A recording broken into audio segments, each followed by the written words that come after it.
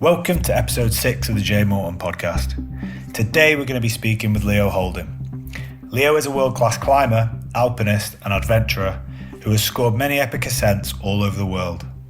As one of the world's greatest climbers, he has a great outlook on life, can tell an epic story and is and should be a role model for many. But first, a massive shout out to our sponsors, Harley-Davidson. It's been an exciting summer with Harley-Davidson. I've had the privilege of being one of the first riders to try out their Pan America adventure bike in the rugged Scottish terrain, putting it through its paces on and off the road. And I'm looking forward to showing you more from that trip later this year. But now, please welcome Leo Houlding. Leo Houlding, welcome. How are you doing? Good, thanks, Jamie. How are you? Yeah, very good, thanks. You just come back from a trip away, haven't you? Usually, yeah.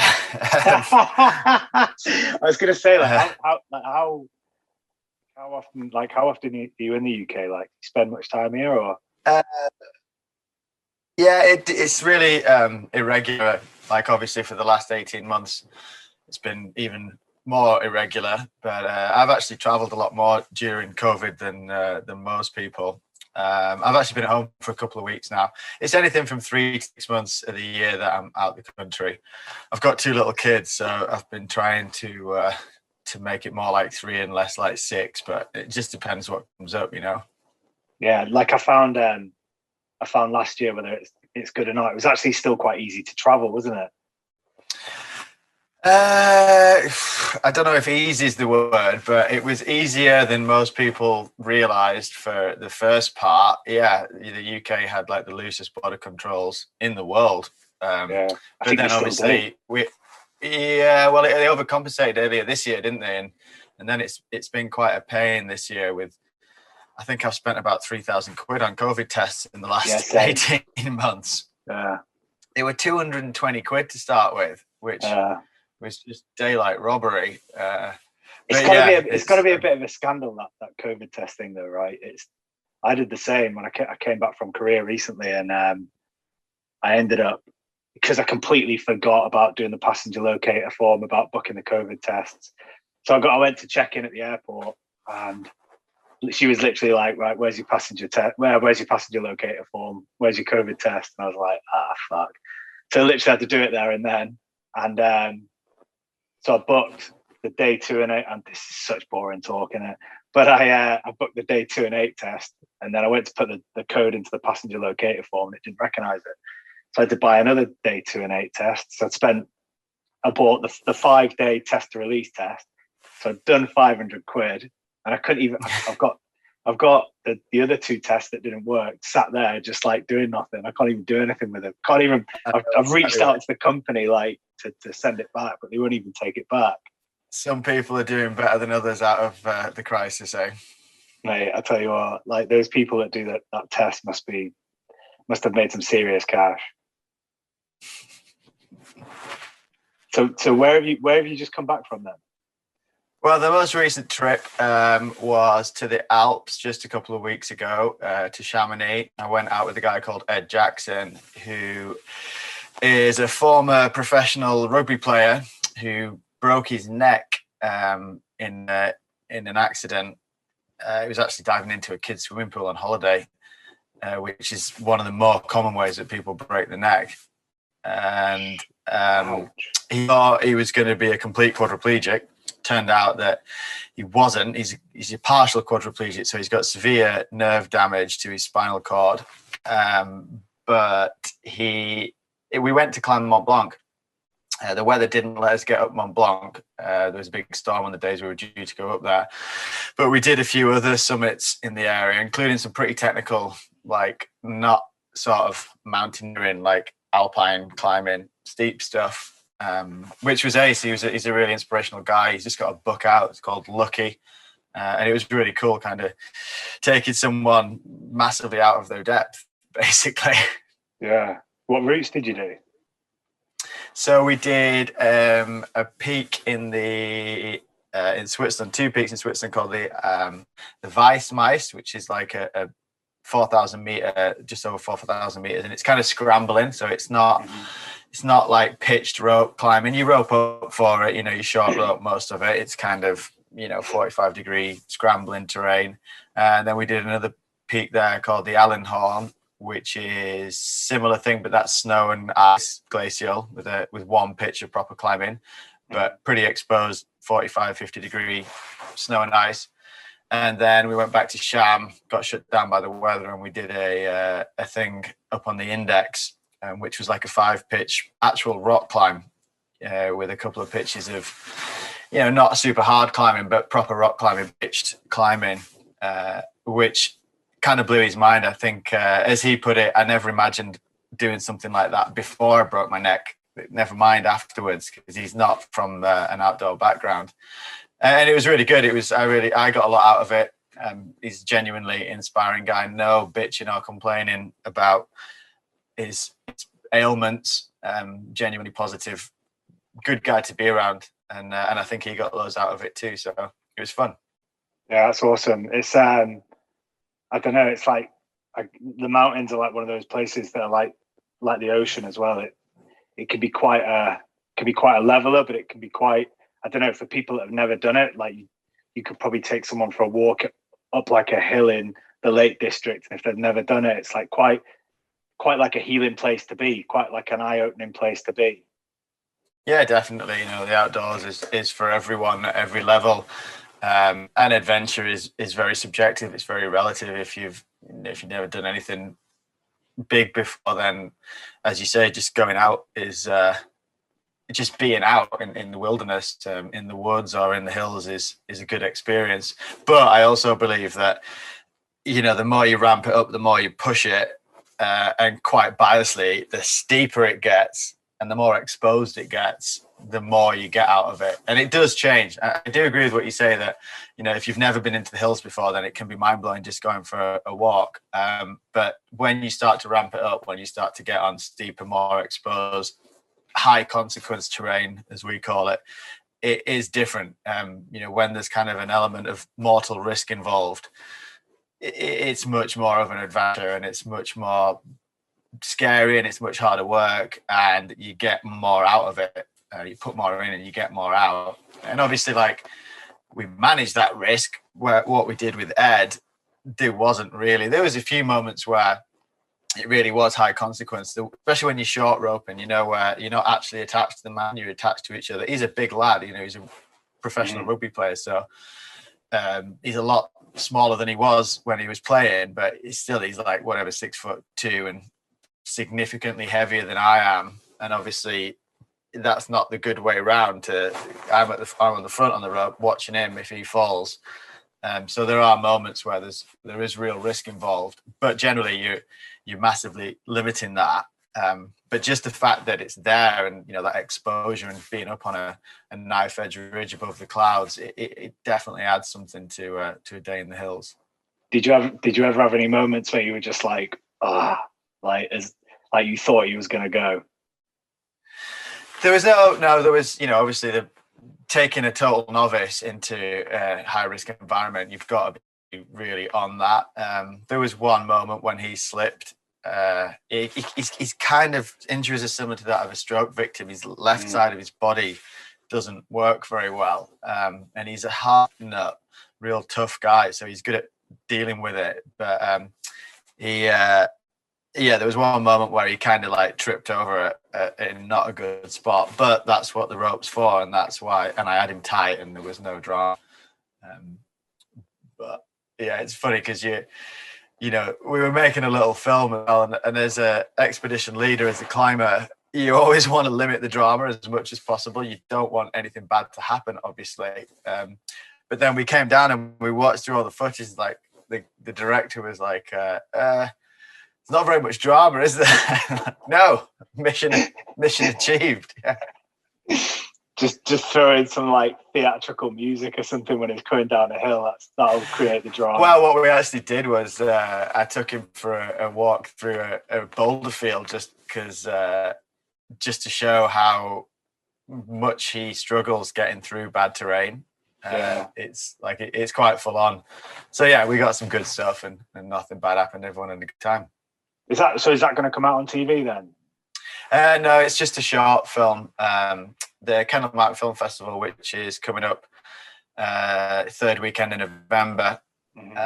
It'll be shown there, and Ed'll probably use it in some of his things. It'll probably go online. Yeah, awesome. What about you sent me the pictures of the llama trek across where was it, in Montana or Wyoming? Yeah, Wyoming, that's right. That was a family holiday this summer, which was absolutely brilliant. My wife's mother's American, so she's got a US passport, which was really useful this summer because the US border was effectively closed to Brits. But because she's a US citizen and I'm her husband, spouses and kids were allowed in. So we spent the summer over there. And there's a place called the Wind River Range in Wyoming in the western states, which is an absolutely awesome place. That's somewhere I've always wanted to go. It's not a national park. We all know about the American national parks, right? It's actually not far from Yellowstone National Park, where we spent a few days as well. But the problem is with American national parks, wonderful as they are, and I would strongly recommend visiting them if you get the chance, they're really uptight. There's so many rules and regulations, and not least where you have to pay to get in. You can only stay for a limited amount of time. And if you want to do anything fun in the backcountry, you need permits for everything, like backcountry camping permits.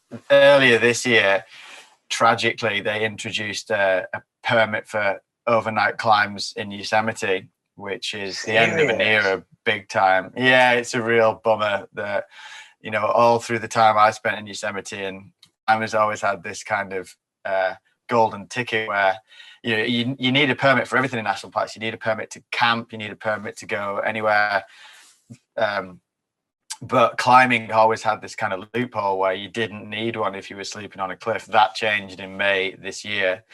But the Wind River Range, it's what they call a wilderness area, so it's still protected land with a lot of the same kind of protections that the parks have in terms of no development, no roads, the big rule being no motorized transport.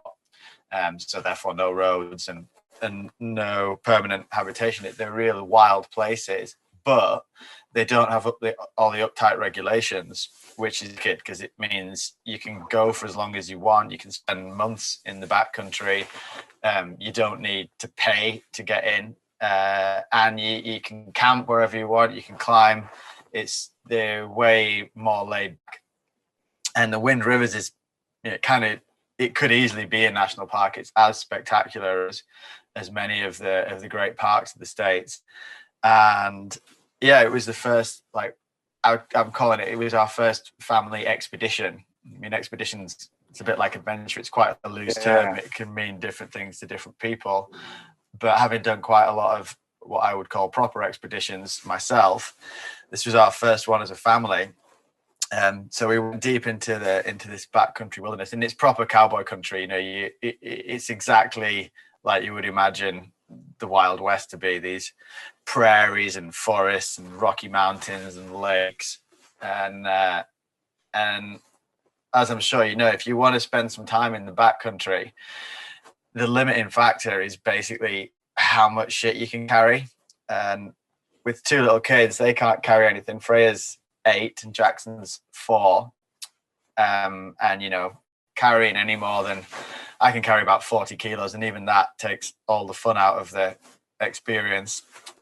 So we rented 2 llamas, which can carry about 35 kilos each, and that's the thing. You can rent llamas, and that's brilliant. Yeah, and they're ace, and they're super easy to handle. You do the handling course, it was like an hour with this guy who was like, yeah, this is how you put the harnesses on. They look after themselves. They're cameloids, so they hardly eat anything. They just forage for grass. You don't have to bring any food. You bring a tiny little bit of grain as a treat. They can go for days without water. They hardly drink anything. No way. And they're llamas are, they're quite tactile friendly animals. So you don't need, horses are a pain in the arse to look after. You kind of have to know your stuff if you want to go horse trekking. You need quite a lot of experience to handle a horse, whereas llamas virtually none. So we quested off into this Wind River wilderness for 14 days, just the 4 of us, with everything that you need to survive in the backcountry, camping obviously, and all the food for a couple of weeks. And it's proper American wilderness. So there's bears in there, there's mountain lions, there's wolves, there's moose, there's bighorn sheep, and it was absolutely epic. That sounds like, I don't know, that sounds brilliant. I love to think about the llamas. Yeah, I found out about it a few years ago from someone, and you can actually do it in the UK now. There's even a place in the lakes here where I live, and there's a place in Scotland where you can do multi-day stuff. I'm not sure if they let you take them by yourself, but that area in Wyoming, there's a couple of operations that rent you these animals, and like I say, it's super low stress, and it's a total winner because you're going into the backcountry for any more than like 2 nights is really difficult, even without a family, because you just end up with such a heavy bag. Especially if we went rock climbing too. We climbed some peaks that you don't normally expect to see a 4-year-old on the top of. So you just end up with loads of stuff. And I'm sure you know from your military days, like carrying heavy bags is not fun. Once it gets over 20 kilos, 23 kilos is your classic luggage allowance for a plane. So you know how heavy one of those bags is. That's about the maximum. Any more than that, and the whole experience is just about the bag, right? You want to really enjoy yourself when you take it off, and then you have to put it on, and then you look at your feet the whole time. Well, it's like that much fun. It's the difference between a holiday and an expedition, isn't it? Like you said, right? Yeah. You don't want to be lugging around 20, 30 kgs of luggage, and then you don't want to be cutting down on kit when you're going on the expedition. Like you're there with your family and your kids and that. You should want to take as much comfort kit as you possibly can. Yeah, kind of. But the critical thing is food. There's a rule of thumb. You're looking at pretty much 1 kilo per person per day. You can probably group the kids. So you're looking at 3 kilos of food a day for a family of 4. That quickly, obviously, 10 days, that's 30 kilos just food.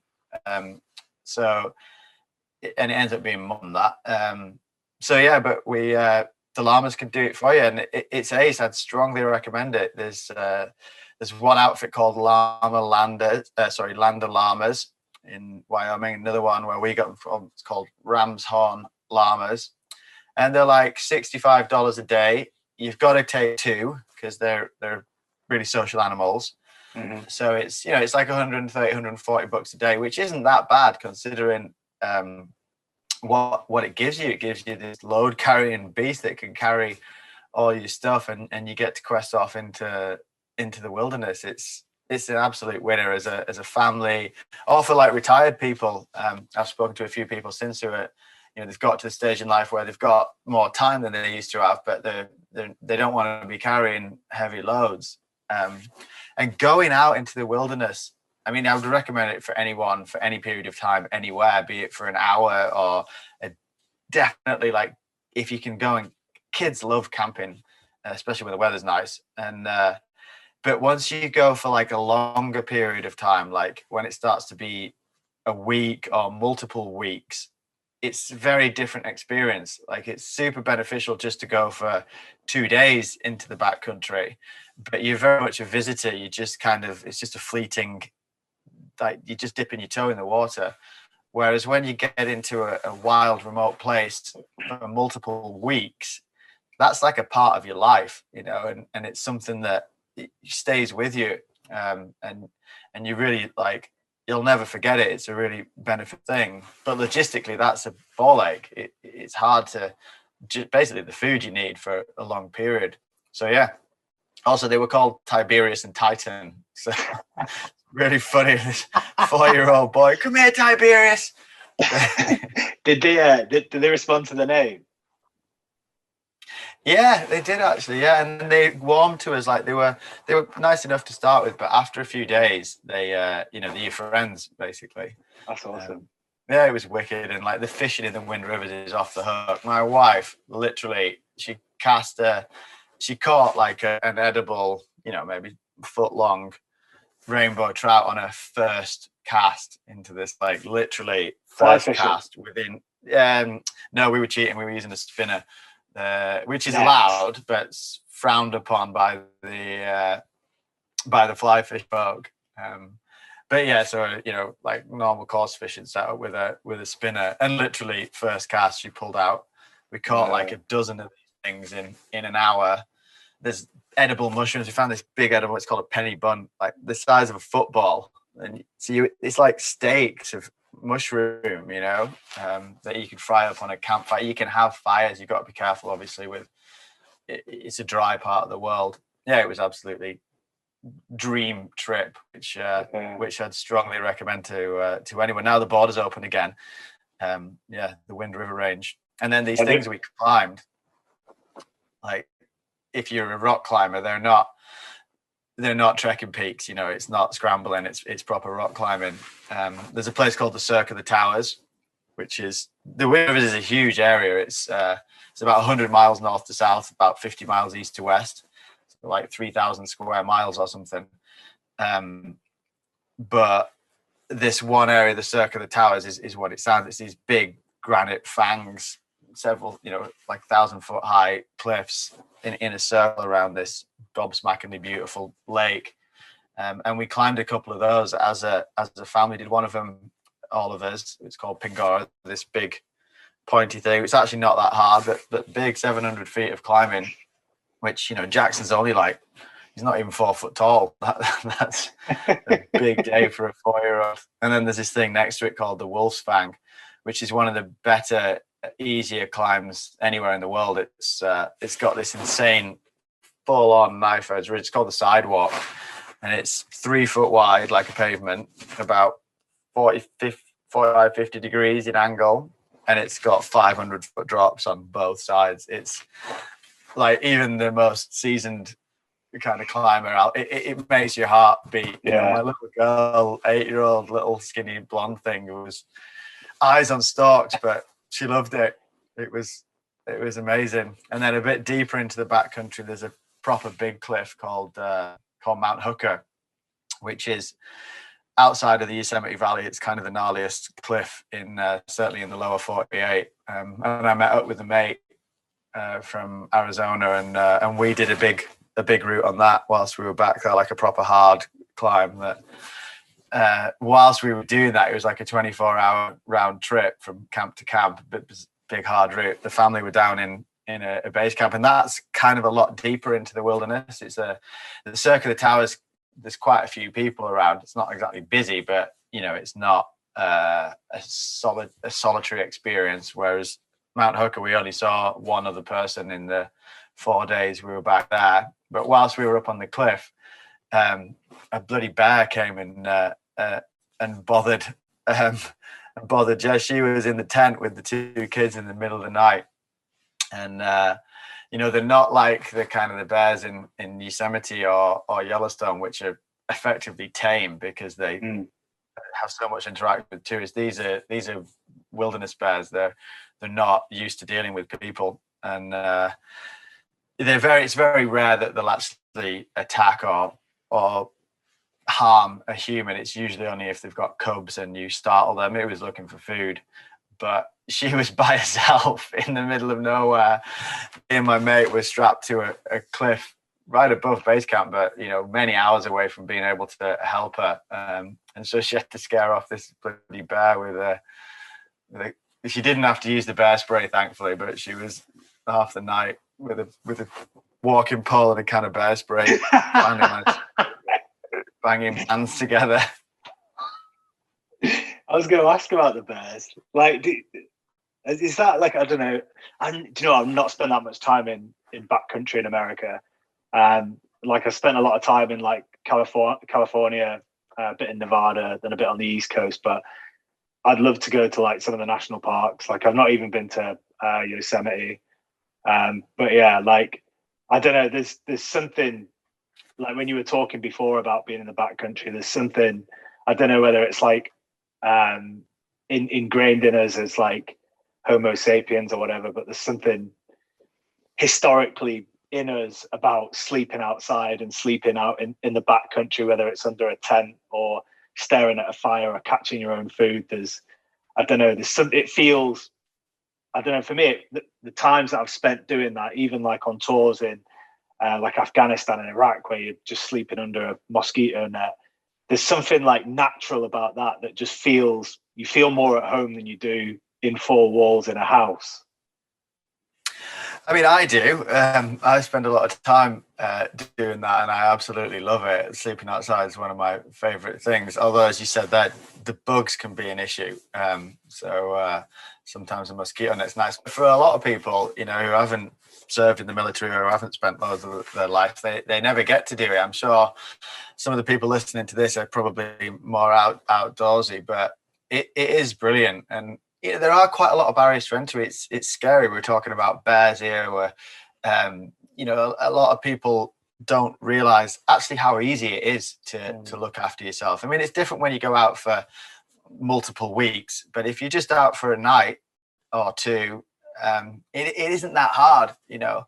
But one of the things that I mean, one of the reasons that part of the world I'm talking about is so good is because it just has amazing weather. You know, we did have a couple of serious storms whilst we were there, but it's like a serious storm. It pisses down, the thunder and lightning. We had some gnarly hailstorms in the middle of August.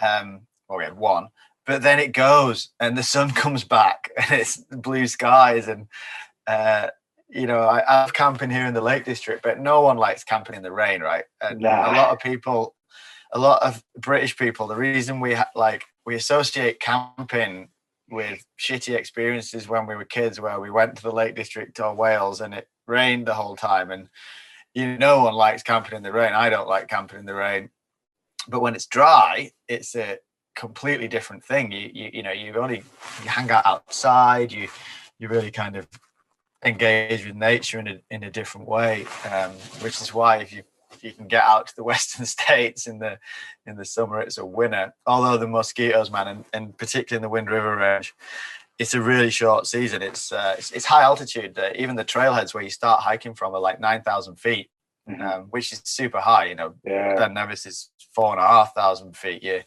9,000 feet is like the summit of a smaller alpine peak. But you don't realize, because it's like, you know, that American continental thing, you don't realize you're like at nearly 10,000 feet. You just drive to the car park and start walking. But it means the summer's dead short. And then in the early part of the summer, the mosquitoes are gnarly. They're like off the, you know, like full scale. You need worse than Scotland. Yeah, well, I mean, the midges in Scotland are as bad as anything in the world, but these are mosquitoes. So it's totally horrific, but they die out really fast. So they hatch, they reproduce, and then they die basically in July. So June, when the snow starts to melt and the summer conditions arrive, June and July can be super horrific. And then August, it chills out a lot. So yeah, top tip. Strongly recommend a trip to the Wind Rivers, mate, but do it in August. Yeah. No, it sounds awesome. Do you think like thinking about what you were saying, like going back to even like sleeping out and camping out and stuff, do you think, you know, like depression's a massive thing now in the world, and like suicide rates and all that kind of stuff? Like, I personally think that there's, I don't know, you live in this like really easy world where you live in four walls with a roof over your head, and you've got, you know, you walk 10 minutes down the road and you can get all the food and crap and sweets or whatever that you want to buy. Do you think that, I sometimes think that if people just actually went and spent a night, you know, even camping out in the summer when the sun's nice, not on a campsite, like even like I live out in the countryside, and I'm constantly like walking around the heath just thinking I'd love to just dive in there and stick my hammock up and spend a night. I do think that it's got like some therapeutic effect that could really help people. Without question, for sure. I think everyone should try and get out once a year, even if it's just for one night, just to go into, and it doesn't have to be like, you know, I'm talking about I'm privileged to be able to go somewhere like that, but like you say, it can be in anywhere outdoors. A little bit of woodland's always nice because it's a bit more secluded. You don't need to go to the end of the world.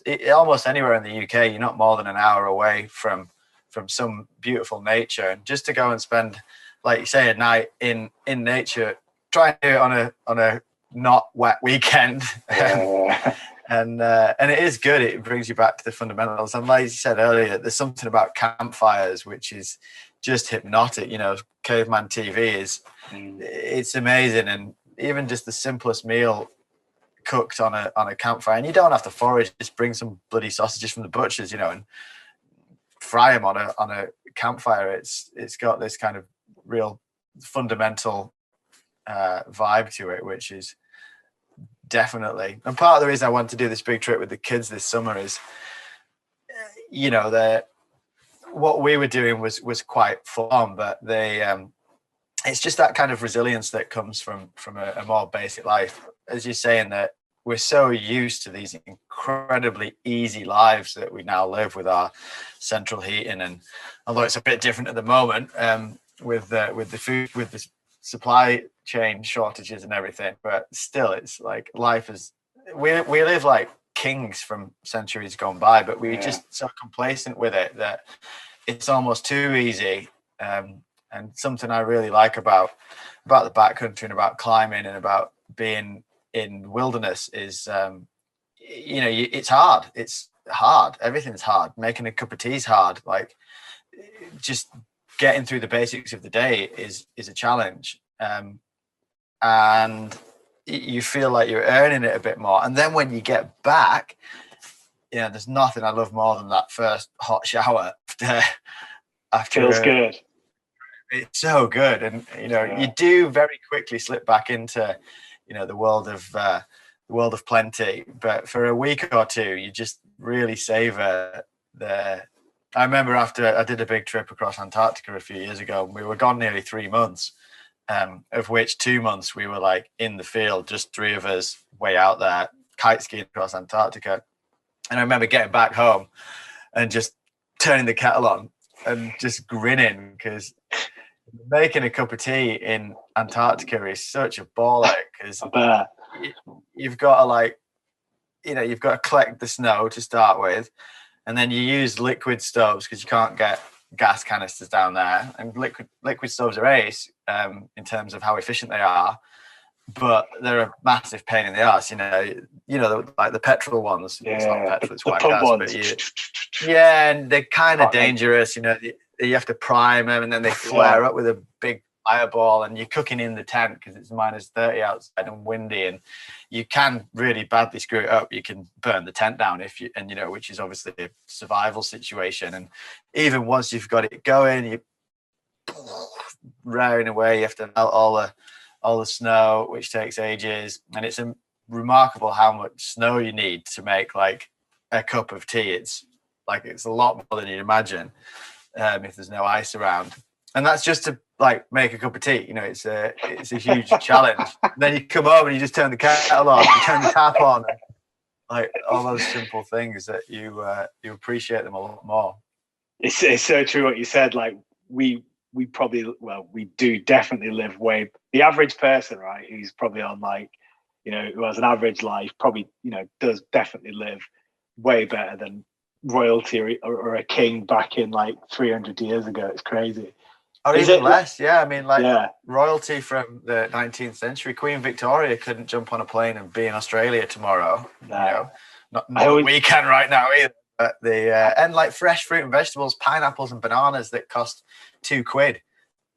You know, we really do live like, and then part of me fears that it's kind of peaking.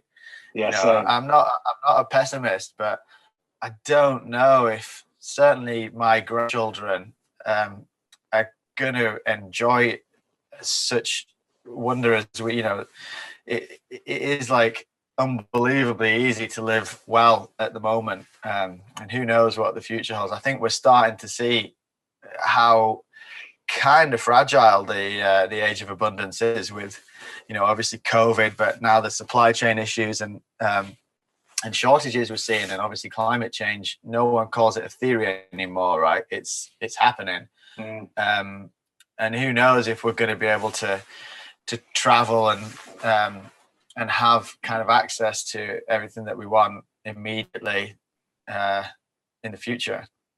Yeah, I think we're on it. I agree with you. I think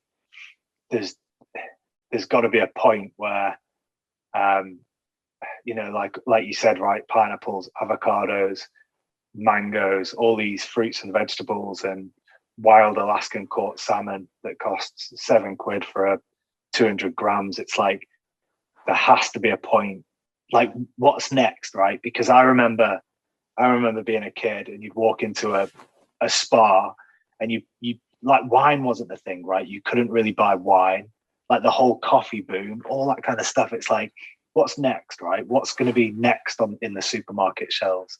Like, there's got to be a limit to exactly what this whole like ecosystem that we've created as humans can actually hold, right? There's got to be a point where it just starts to collapse.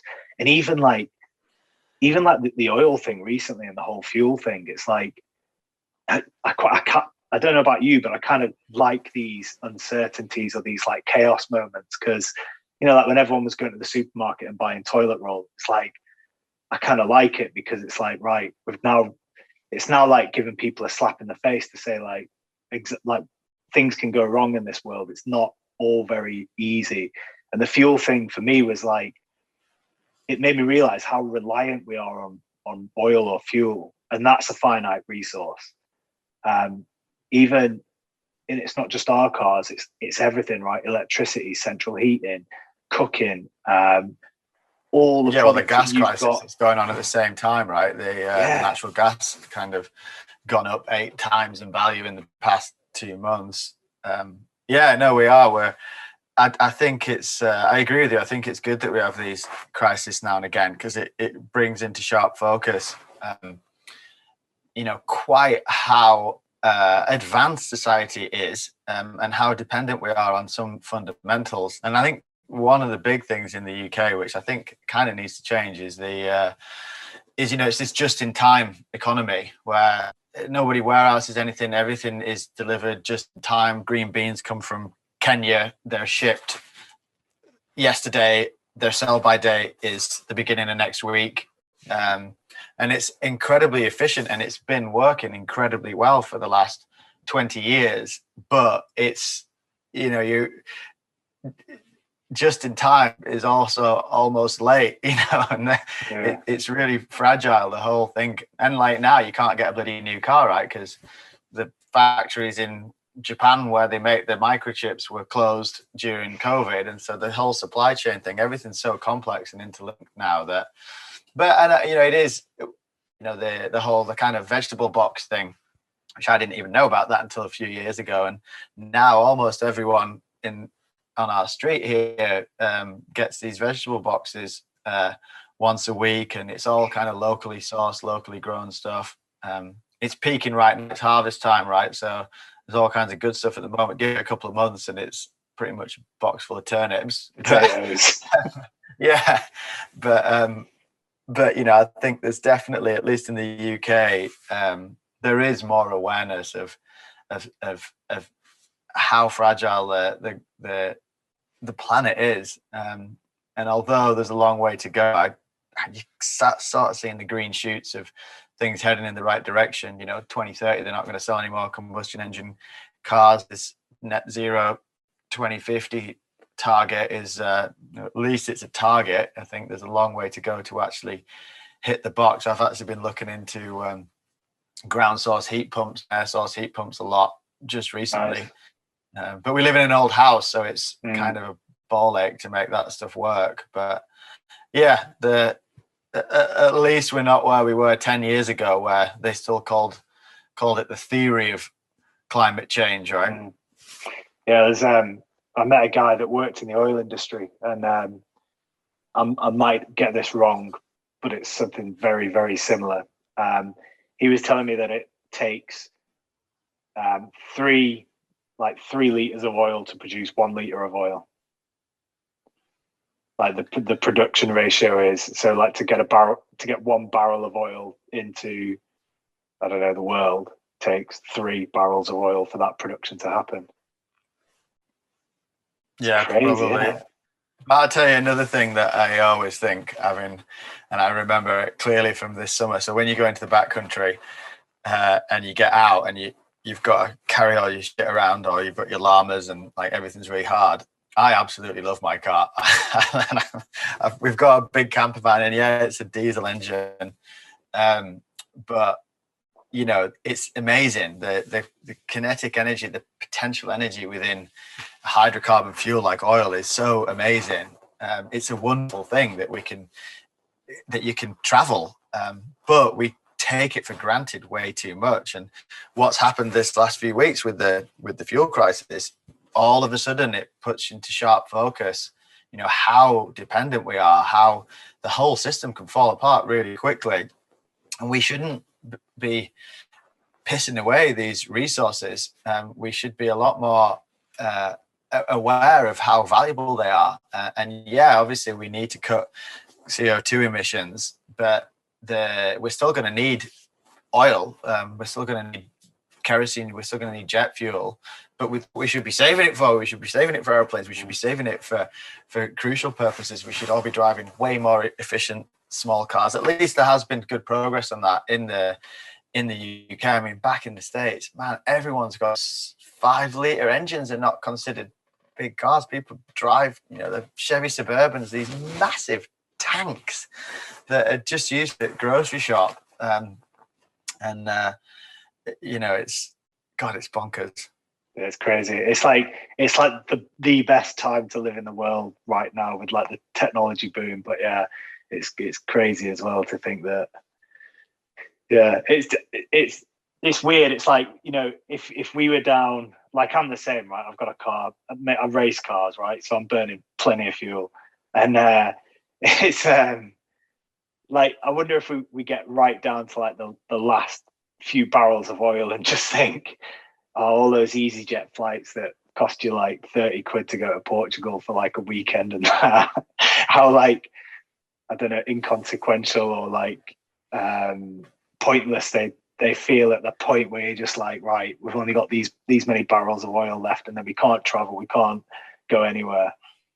Yeah, I'm sure that, I think there will be technological solutions to a lot of these problems. I mean, already we're seeing electric cars becoming a reality. Yeah, but they need fuel. They need fuel. Electric cars need fuel to charge. Yeah, they do, but they don't necessarily need fossil fuels, right? There are other solutions, either renewables or nuclear or aviation. Yeah, there is no solution yet that is not doesn't require hydrocarbon fuel. And as somebody who, I do feel guilty about it, but I fly a lot, I travel a lot, I think we should be saving our oil for that. Maybe that and racing, you know, and then and we should be using alternatives. I think electric cars are probably they are. That's going to be the immediate solution to the transport issue, at least in the UK. I think there's like a new fuel. Isn't there a new fuel being developed that's it's like a percentage of it is made up from like reusable. I'm going to get my facts completely wrong here, so I'm going to pretend I know what I'm talking about. But I'm sure like a percentage of it is made up from like reusable hydrocarbon plastic, something or others, and like the rest of it is made up from, I don't know.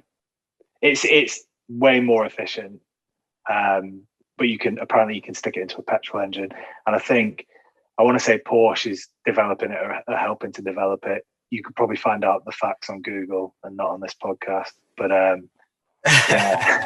am a strong believer in technology, you know, like with whatever your opinions are on the vaccine for COVID, that traditionally it takes about 15 years to develop a vaccine to a new disease. That was done in less than 15 months. It just shows you that when the scientific community and humans have a proper incentive to make something happen, it's absolutely amazing what we can achieve. But it takes massive financial incentives. Yeah, obviously a lot of people were dying from COVID, but it was the shutdown of the global economy which really put the rocket up leaders' arses to get the finger out. And I think a bit of that mentality would really help with regards to the climate crisis if we kind of treat it with that all hands on deck war type mentality where you're like, look, let's do this. Let's pull out all the stops. Let's give this unlimited resource and then you will find some, like you say, some new kind of fuel. And there are projects happening. There is amazing stuff happening with tidal flow technology to create electricity.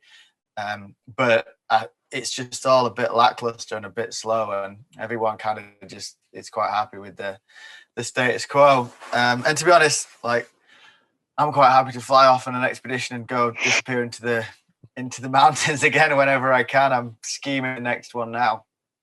Yeah, no, same, mate. Same. Like, I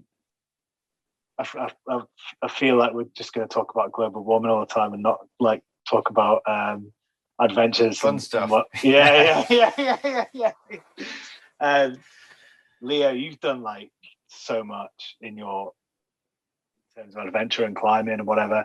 Like, I think the first time I saw you was on the Asgard project, which was phenomenal. Thanks, and like mate. That was a good one. Yeah, that was kind of when I was getting into climbing, that kind of time. So it was, you definitely inspired me doing the Asgard project. But I guess like where did it all start for you? How did you even get into it, or like what inspired you to start climbing in the first place? Well, I grew up actually just up the road from where I live right now. So on the outskirts of the Lake District. And my dad was always like a outdoorsy person. He wasn't a rock climber, but he was into hill walking and a bit of scrambling.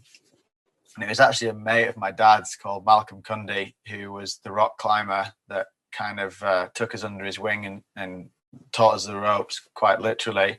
And that was in like the very late 80s, so 1989, 1990, which was just before, I suppose I was kind of the last generation that got into climbing the old way. These days, if almost everyone starts climbing indoors, which is ace, because obviously it's pissing down in the Lake District now. It was nice yesterday, but it's you couldn't go rock climbing today. And my kids who climb a lot, we started them indoors, and you can climb any weather. It's a really controlled environment. It's a great way of learning the basics, and then some people don't, but some people take that to outside.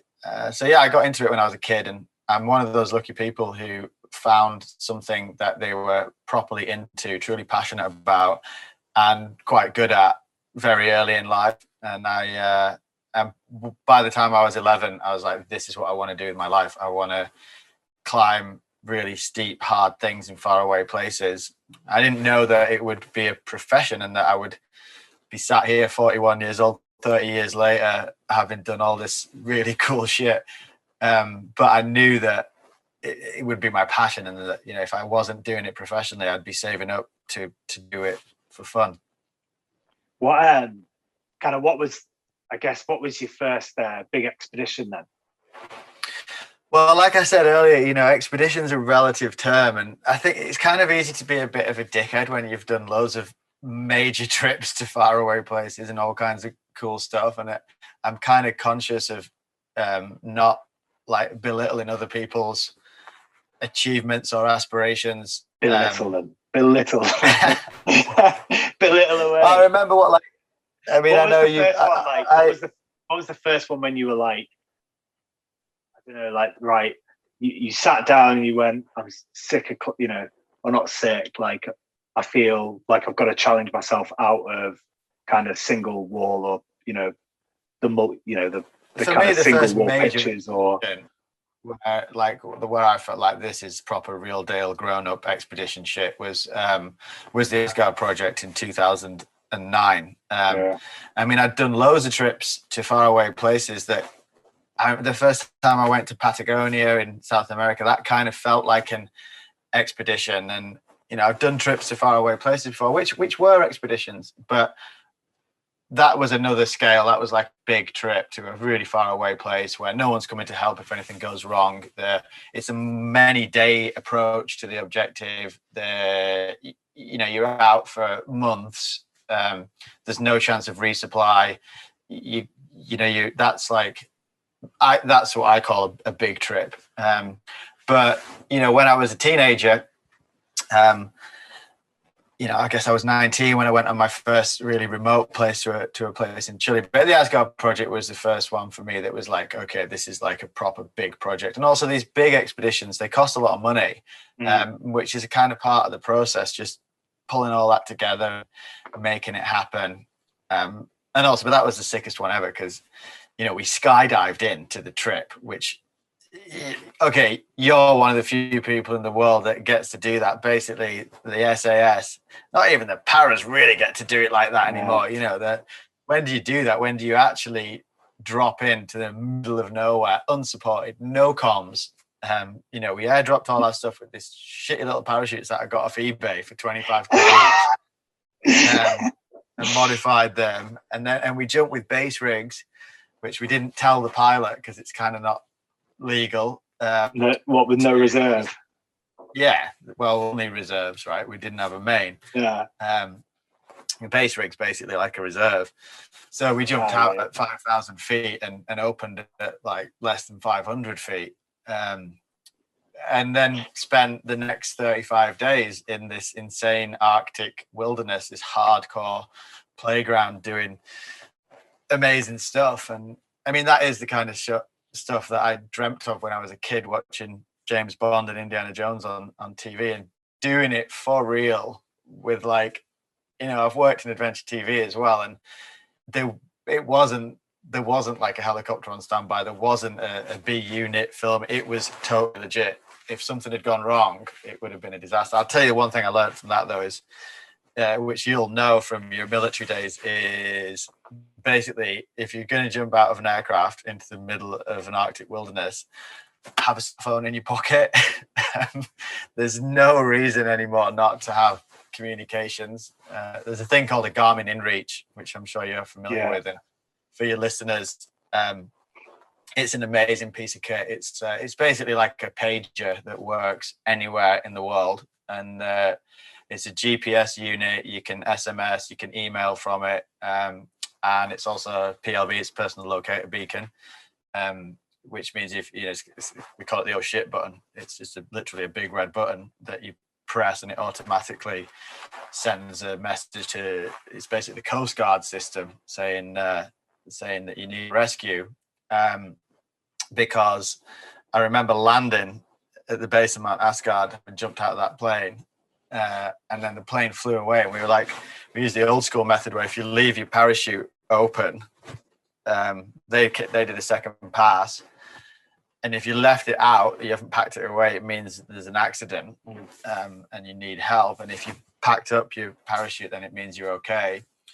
And we were all okay. But then I was like, oh, well, what would we have done if we had an accident? It would have been awkward. Yeah. I mean, it is a national park, that place, and it's a Canadian national park, so they can get a helicopter out, but it's like days.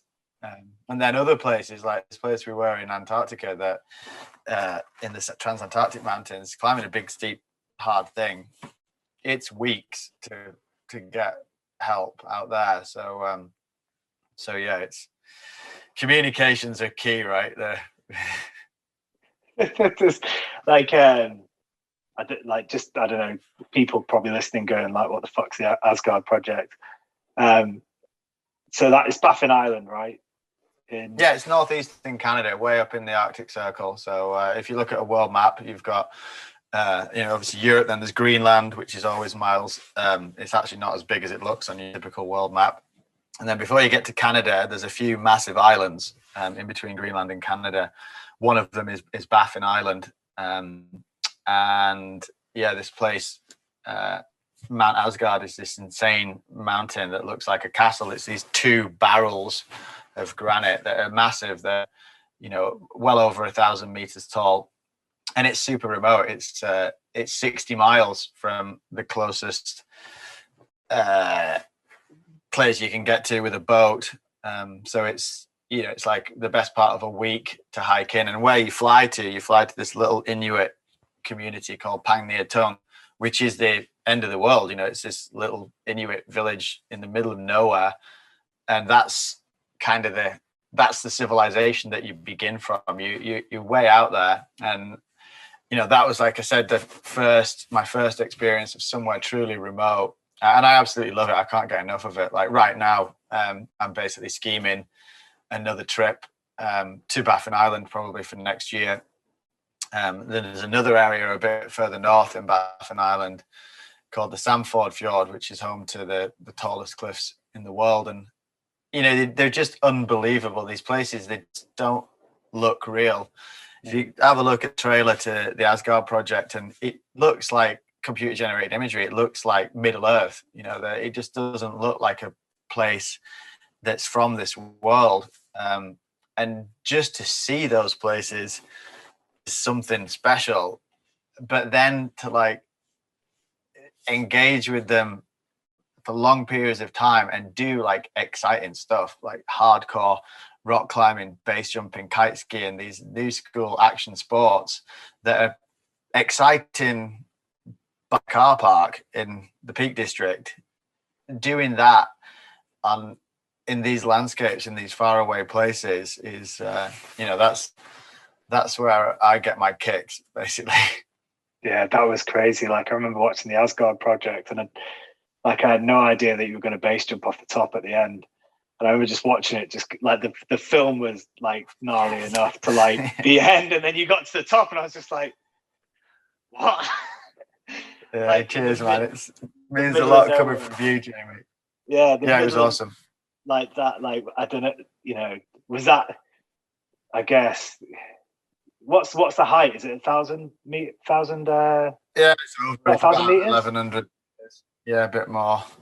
It's also, you know, that it's where back in the day when Hollywood used to actually do stunts rather than CGI them. The 1973 Bond movie, The Spy Who Loved Me, the one where Bond skis off the cliff with the Union Jack parachute. Well, that was legit. That was a real stunt. I've met the guy who did that stunt. Is a Californian dude called Rick Sylvester. That was one of the first ever base jumps, and it was off Mount Asgard. They flew a full Hollywood. That's where they did it.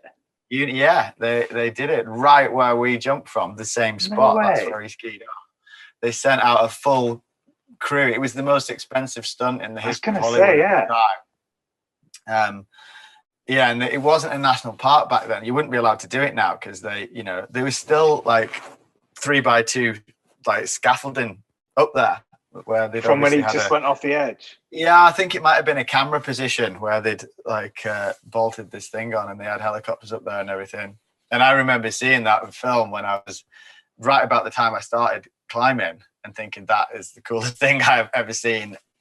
I want to do that. And we did, we did. We didn't have a Union Jack parachute, but other than that. Was like, I take it that was like a massive achievement for you doing that. Like I don't know. Like I admire base jumpers. It's fucking insane. I don't know if I could do it now. Like I feel like if I got into parachuting when I was younger, I probably had built up the confidence to be able to do it. But like what was going through your head on the ad? Like, because there's so much. I mean, there is so much that could go wrong, but at the same time, I'm sure you dialed it in and calculated it so that it wouldn't. But like the fact that if something did go wrong, no, you fucked basically, aren't you? Yeah, I mean that's why you've got to be so careful. It's super ironic, but the more dangerous it is, the more careful you have to be. Any idiot, an analogy that I often use, which is a bit cheesy, but it's true, is if you're crossing a road is a really dangerous thing to do. But you look both ways. You're aware of what's going on, and you take a set of precautions that mean we all do it multiple times every day without thinking about it. If you walk out into a road covering your ears with your eyes closed, that's really, really dangerous. You're rolling the dice, and it's kind of the same with base jump is an extreme example, but being out doing dangerous stuff in dangerous places, any idiot can get away with it once or twice. You can roll the dice and you're probably going to be okay. But if you're going to do dangerous stuff a lot, then you need to be really careful. It's super ironic. Kind of the more dangerous it is and the more often you do it, the more precautions you've got to take, the more careful you've got to be. I've made a few mistakes. I've smashed myself up a couple of times pretty late, but I've like to think I've learned from that. And in some ways, especially since the kids have come along, in some ways, the things I'm doing now, the trips I'm doing these days, are way more hardcore than stuff I was doing 20 years ago.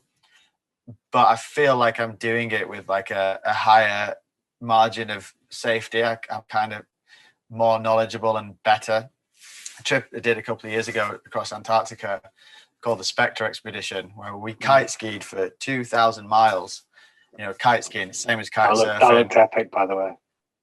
It was next level, dude. That was like the hardest trip I've ever done by miles. Really? We were three super hardcore guys that were really experienced individuals, and we were like pushed right to the edge. And it was a long trip. We were out for over 2 months in Antarctica, carrying all our own stuff. The sledges weighed 200 kilos when we set off. And we went to climb this mountain that, no one's ever heard of it. It's a giant fang of granite. You have to go via the South Pole to get there. You have to go via the South Pole. It's so far from anywhere. And that was like definitely the most hardcore trip I've ever been on. But my little boy was 1 year old when we set off that. There was one occasion when we, my sledge fell down a crevasse whilst we were kiting, which is a really, really bad thing to happen. It's kind of like the worst thing that can happen almost. But part of the reason I'm sat here right now is because the precautions that we took for exactly that eventuality, basically you put knots in the rope that ties you to the sledge. It's the same thing you do when you're walking on glacial terrain. And the reason you put knots in the rope is so that if a person, or in this case a sledge, falls into a crevasse, the rope cuts into the edge of the crevasse and one of the knots wedges. And it did, and like 150 kilo sledge hanging into a gaping hole in a massive glacier in the middle of nowhere. And the rope knot was wedged. That's why we put those knots in. That's one of the precautions you take, and it worked, and I'm not dead. That's got to have been one of the hardest crevasse rescues you've ever done. 150 kg sledge. Yeah, it wasn't that bad actually. Like the worst bit was just the first few moments, like where you're not sure if you. Yeah. Because 1 second I was kiting along happy as Larry. Going kiting is awesome. You can go like long distances at high speed with big load. And then the next, not that I've ever stood on a landmine, but that's what I imagine it would be like. Everything was perfectly casual and nice. And then the next thing, it was like just 150 kilo low. The snow bridge collapsed. It was a tiny little crevasse. It wasn't like it was not much bigger than the sledge basically. And, but I just hit it wrong. And, it like just catapulted me backwards super violently, and I didn't even realize what was going on. It was over really quick. The rope wedged, but then I was like, "Oh shit, am I gonna get pulled?" What if it's just like temporary, and what if I'm gonna go? It was terrifying, but I managed to get an ice screw in and clip into it, so you're kind of safe. And then we just had to go down into the crevasse and empty the sledge, and so we just abseiled down into it and took everything out. So it was a bit of a ball. It took a couple of hours, but it could have been worse. So you missed the crevasse then? You were kite skiing. No, so we were on like, yeah, but we'd been over literally hundreds in the last couple of days. To start with, up on the ice cap of Antarctica, there's hardly any crevasses. It's an ice cap. It's not a glacier. But it was as you come down into the mountains. What people don't realize is the Antarctic plateau is high. It's like 3,000 meters up to 4,000 meters. The whole of the interior of Antarctica is over 1,000 feet. Yeah, that's really high. The South Pole is nearly 10,000 feet. Yeah, I did not know that. Yeah, most people don't. It's ice. It's the land isn't that high. It's all ice. There's 3 miles of ice over the whole of the interior. 80% of the world's fresh water is in Antarctica in ice form. Yeah, it's crazy. Anyway, so you come down off the ice cap and you lose a lot of altitude. We were nearly sea level when we started climbing. Where that ice flows down through the Transantarctic Mountains, you get these mental glaciers, the biggest glaciers in the world, these huge rivers of ice flowing down. And you can see the crevasses pretty clearly usually because the ice is really blue. And then the crevasses, they're full of snow and it's white. So the big slots, the open ones, you don't need to worry about because you can see them. And there's obviously like a massive hole there, don't fall in it. The ones that are full of snow are the more concerning ones.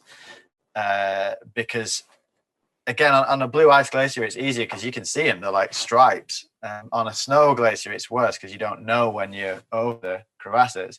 But on this occasion, to start with, we were really careful and we were like going through them. And then we were like, well, let's just see what happens if you just blast over them. And you can go pretty fast with a kite and you got big long skis on. And so we started doing that and it was all right. And there was loads and loads and loads of crevasses. And this is kind of like, no one's ever really done a trip like that before. So we had these massive loads and it was working well. So we were just blasting over these things. And what actually happened was we'd just come off the glacier and we were away from all the gnarly crevasses. And we were literally like a kilometer from the end of the approach to the mountain. It was 20 of the hardest days of my life. And we were 10 minutes away from the end of the first phase of the expedition, reaching the mountain. And this tiny little crevasse. So normally, obviously, crevasses run laterally across a glacier. And so you try and hit them perpendicular, right? You go straight across them. But this little bastard was so little. And it wasn't, you couldn't see it. It was, we were off the main floor of the glacier, so everything was white. We were on snow, and I went like across it, so the pulk was going in the same direction, the sledge was going in the same direction as the slot, and I wasn't going that fast. I'd slowed down, and like I say, it was like a joke. The hole was, there was only about 10 centimeters around the edges. Pulk was massive. It was 2.5 meter long sledge, and it just like hit it wrong. I wasn't going fast enough. I hit it at the wrong ankle. It was just that classic thing where a few little things lined up in the wrong direction and like I got ejected seated. But it was all right. But then, so on that trip, it didn't really go. We had a way harder time on that approach. And then the thing that we went to climb was the south spur of this mountain, which is, in my book, the most impressive unclimbed line on any mountain on the planet. And it cost a fortune. It took years and years of effort to get there. And me and my mate were stood at the bottom of it, looking at it, and it's the most beautiful, perfect thing ever. And I just had a bad vibe. I was like, we are too close to the edge. A big part of where I get my kicks from is pushing it close to the edge. But you've got to know where the edge is. You've got to and it's hard to know. There are no absolutes. It's not like a big red line. And we were stood there and the weather was all right, but we had really useless weather forecasts. And this thing's like 2,500 feet tall, nearly vertical. You're at the end of the world.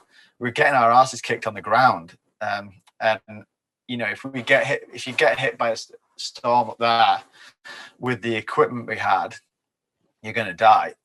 We didn't have a portal edge. We didn't have a tent that you can hang on a cliff because we had to carry it for 2,000 miles. In hindsight, I really regret not bringing that. It's like a 10-kilo piece of kit. It would have been the single heaviest thing we had. And if we'd had a portal edge, then I would have felt we were sufficiently equipped to stand a chance and survive whatever happened. Because you can hide in a portal edge, you can sit out a storm, you can sit out the wind, you've got shelter, you've got warmth, you can you can kind of survive anything. And I've tested that theory. But without a portal edge, if you're on a cliff half a mile tall and you get hit by the worst Antarctica can throw at you, you are fucked. And so we were stood there at the bottom, and it was like, oh, it's been so hard to get here. It's taken years and cost hundreds of thousands. And here we are. It's right there. You can touch it. We were literally touching it, but we are too close to the edge. And he was like, I feel the same. And so we made the decision, like, not to even try that line. We did climb the mountain from the other side, which is miles easier. It's still hard.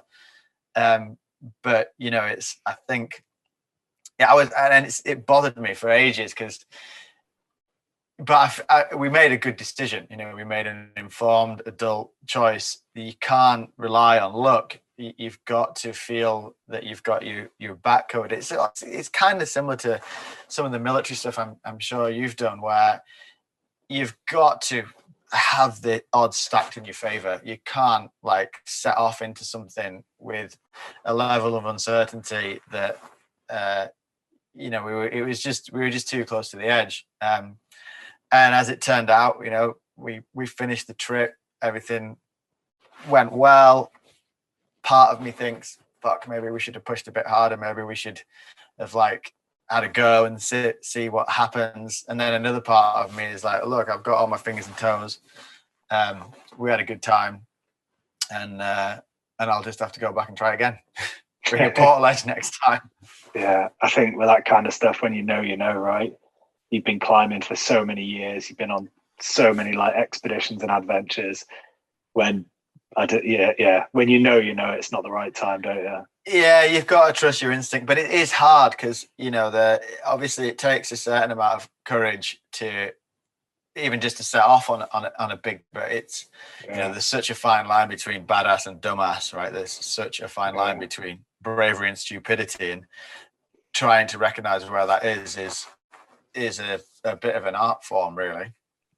And you get that, I'd imagine, like you said, right, you get that summit fever of like all the time that you spent speaking to people to raise money and the effort that you've got to get there, and then you just stood there looking at it. And it's there, you're right there. I've had a picture of my wall for 6 years, and I'm stood there. You know, only a dozen people have ever even seen that mountain, ever. Do you think you'll go back? Yeah, I do. I will sooner or later. And next time I'd like to do it in a slightly different way, which makes it even harder. I'd like to kite all the way in and out. We flew in a little plane to near the South Pole. We basically flew to the South Pole, and we started at the South Pole, which meant the wind patterns worked in our favor. But what we learned on that trip was that you can kite upwind a lot more efficiently than we'd been led to believe. Okay. So next time I'd like to try and do it without any internal aviation logistics. You still got to fly to get into Antarctica, but then once we arrive in Antarctica, we'd be on the ground the whole way, which adds 1,000 miles to the trip, of which half is, you know, which is a third again, and half of that's upwind, which is way harder than downwind. But there'd be a lot less uncertainty next time. Having done a similar trip, you know, there's less questions. We'd have a portal edge. Certain things we do a bit differently, but it's a ball ache raising money. I'm sure you find that racing cars, right? Like it's not fun going around cap in hand, trying to convince people to give you money to go and do something that you want to do. And Antarctica trips are like proper money there. You could buy a pretty nice house for the same price as that expedition would cost. And I'm not ready to, I'm just about ready to start begging again. Let's see if we can make it happen in a couple of years. Yeah, looking forward to seeing it happen. Just one more thing I just want to ask before, because I'm conscious that we're burning time, but like, how important for you is it that you expose your kids to all this and put them out of their comfort zone and expose them to what you love doing, and, you know, just how important is that to you? Well, as I've already discussed, you know, the kids come out with us on loads of stuff, and I think it's crucial. And I don't know if they will end up with a life of adventure. It's very unlikely they'll end up with a life of professional adventure. But it's not just about sort of learning the skills of how to cook on a fire or how to pitch a tent. There's a deeper value set that comes with time in the wilderness and adventures, and it's about resilience, about being tougher, about being more able to deal with situations. It's about self-confidence. It's about knowing that, especially for little girls growing up in the social media age, with fast fashion and all the pressures that come to look good. And I think some of the values that you learn from wilderness and from adventure are applicable to all walks of life, about determination, about not giving up, about being capable of more than you think. And so yeah, definitely. And one thing I would say, which we haven't even talked about, is I've got a new film coming out next week, or actually a couple of weeks now. We did an amazing trip to the Amazon rainforest. Really good timing, just before lockdown. It was November, December 2019. Our mutual friend Matt Pycroft came along to film it. A young girl from the Lake District who's she's 23 now, but she was 21 at the time. Anna Taylor, really good rock climber, but no experience on big cliffs, no experience on expeditions. And we climbed this thing called Mount Roraima, which is, the mountains that I'm into are not famous. No one even knows about them. I mean, even climbers don't know about them. But they're all extremely special mountains, extremely beautiful, extremely wild. And this Mount Roraima, it looks like the Titanic. It's this giant prow that sticks up out the rainforest. For the cliff itself is 2,000 feet, fully overhanging like that. But beneath it, there's another 3,000 foot of near vertical jungle. And it just looks like something out of the Lost World. In fact, it is the place where Arthur Conan Doyle's book, The Lost World, is based. It's called a Tepui, this big flat top mountain that looks like something out of a dream. I've always wanted to do it. And we did it. And we went out and we climbed it. We airdropped all our stuff in. We didn't jump in that time because there's no LZ, there's no landing zone, right? You'd be straight into the forest, which we did consider. I don't know if you've ever landed in a tree before. It's actually not that bad. I've landed in a tree a few times, but never on purpose. What would you do? Would you do like a round? You just land normally. So it just comes down vertical. Well, no, I mean, if we did, yeah, no, definitely square canopies. I've landed in a tree twice, and it's not that bad. You just land normally. You just come in, and as soon as your feet are about to hit the branches, you just flare, progressive flare, and you get a bit scratched up by the branches, and then almost inevitably, the canopy gets caught in the branches because there's lines everywhere and there's branches everywhere. It's really not that bad. But I've never done it on purpose, and it feels a bit wrong, jumping into when you can't see a landing zone. It's like one of the rules of skydiving, right? Of base jumping. If you can't see, if you don't know where you're going to land, then you really want to consider whether you should jump it or not. But we did throw all our stuff out, hundreds of kilos, 500 kilos of stuff in 4 loads into the jungle with this awesome rig. So the load hangs 200 feet below the parachute. So the load penetrates through the jungle canopy and gets down to the ground before the parachute gets stuck in the trees.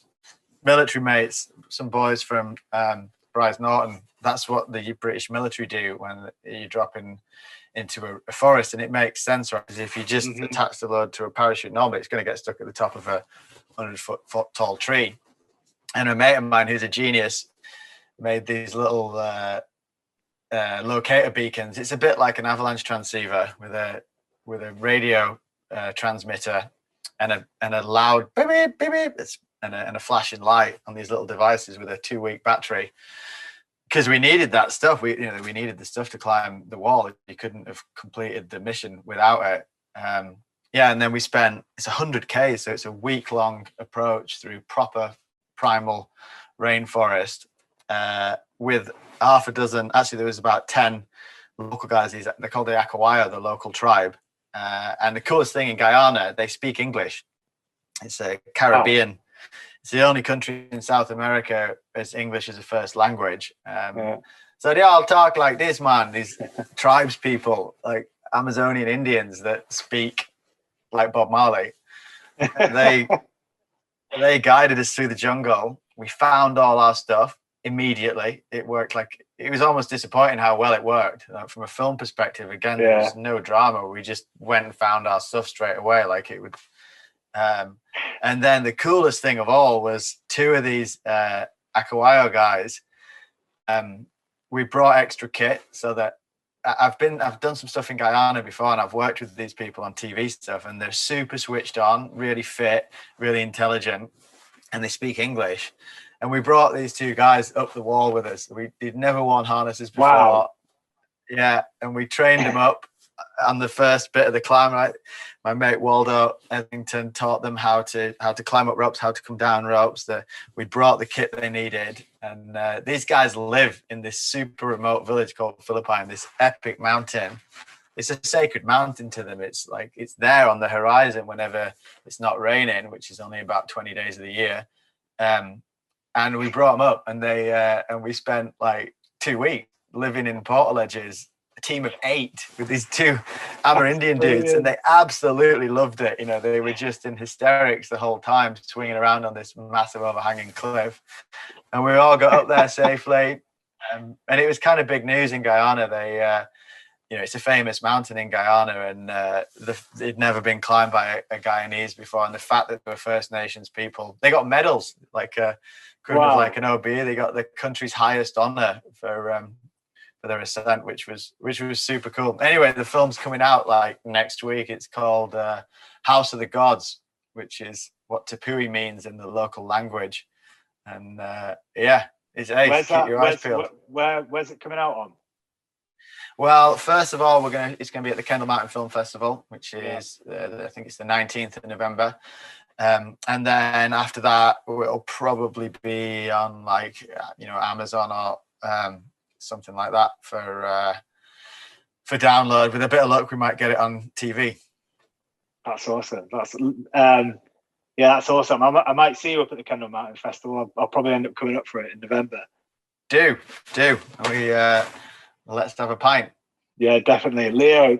I could listen to your stories for hours, mate. Really inspiring, really entertaining. You've done some seriously awesome stuff. Thank you for speaking to me today and coming on. Thanks for asking me, mate. And let's make that a date, third weekend of November. Anyone who's listening, get yourself to the Kendall Mountain Film Festival. It's a blast. Yeah, for sure. And make sure you check out all of your films. Like there's quite a few, right?